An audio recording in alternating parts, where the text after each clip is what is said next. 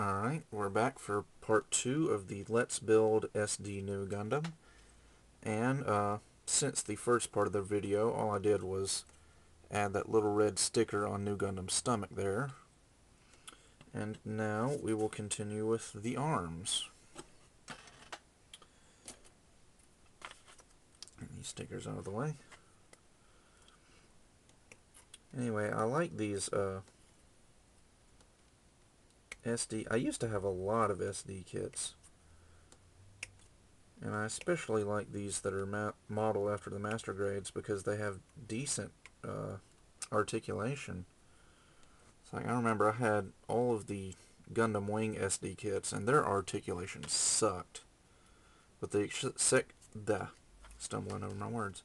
With the exception of Wing Zero Custom, I mean the SD Gundam Wing kits are pretty bad in my opinion. They're not nearly as tall as the newer ones, and their articulation is sorely lacking. But these newer ones, which I think they started making like the really good SD kits around the time Gundam Seed came out. But like I have SD RX-78 and SD GP01, and they're very nice. They're about the same quality as New Gundam here. Let's see, polycap, no, F. And I've been kind of kicking around some ideas in my head about modifying some SD kits. And I told you earlier about the modifying the Shibai Sazabi into a normal Sazabi. But I've also been thinking about modifying a SD RX-78 into a SD Shin Musha Gundam. I think that would be a really fun project. I was also thinking about a modifying an SD Exia into a SD Avalanche Exia, which would also be a fun project, but I think that would be a little more difficult than the Shin Musha Gundam. So if I'm going to do either one, I'll probably go with Shin Musha, because really all you'd have to do with him is just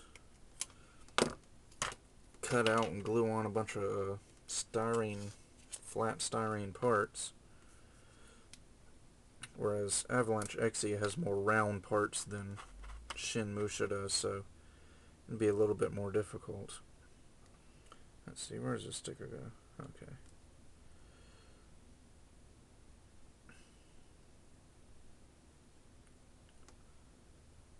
But yeah, I enjoy doing stuff like that.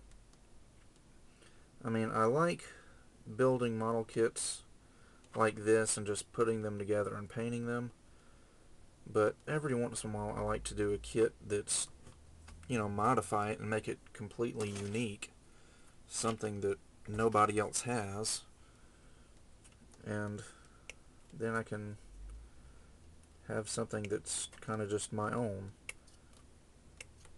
And that's one of the things I like about Gundam modeling, is that it gives you the opportunity to paint your kits and just customize them and make them completely unique, so that you can say, hey look, I did this and this is all my idea, and nobody else in the world has one like mine. It's an excellent opportunity to personalize your collection, unlike action figures where they make millions of them that all look exactly the same. With a model kit, you can build it and paint it and modify it to suit your own needs and wants.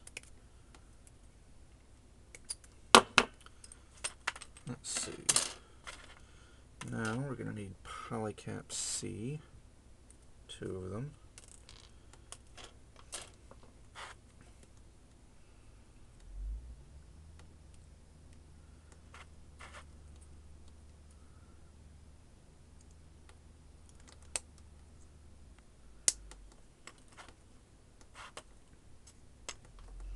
Where are the other... Oh, there it is.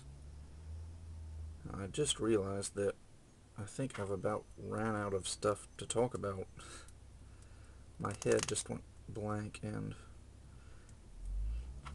I don't know, I'm not... Mentally, I'm not a multitasker. I can't think about more than one thing at a time.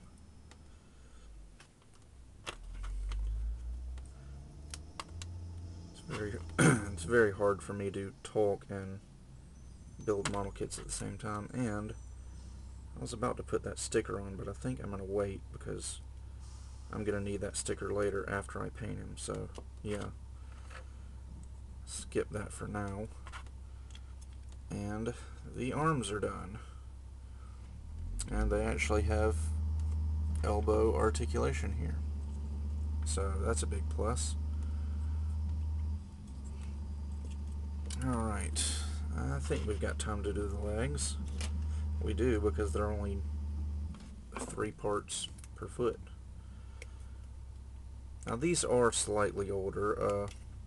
I don't know when this kit was made. 2000. So he doesn't actually have legs. He just has feet that come out from under the skirt armor. But that's okay to me. I don't think they started actually giving SD kits legs until they started doing the G Gundam and Gundam Seed SD kits.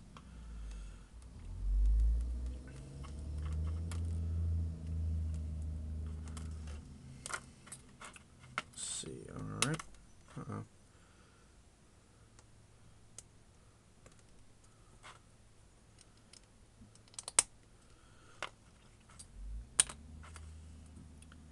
And another thing I should probably mention is that I probably won't be getting any more packages for the next few weeks anyway, because for a while now I've been saving up my money for a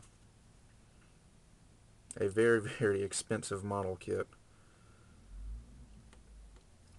And I've been saving up for that expensive model kit and textbooks at the same time, because the new semester starts February 2nd, and textbooks are always a pain to have to buy. But that model kit that I am saving up for is it's not a Bandai kit, it's a resin model kit by G System.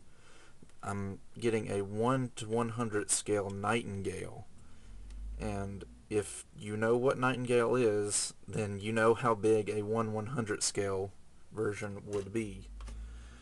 I mean, it's absolutely massive, and it's also massively expensive, which is why I'm having to save up for it. But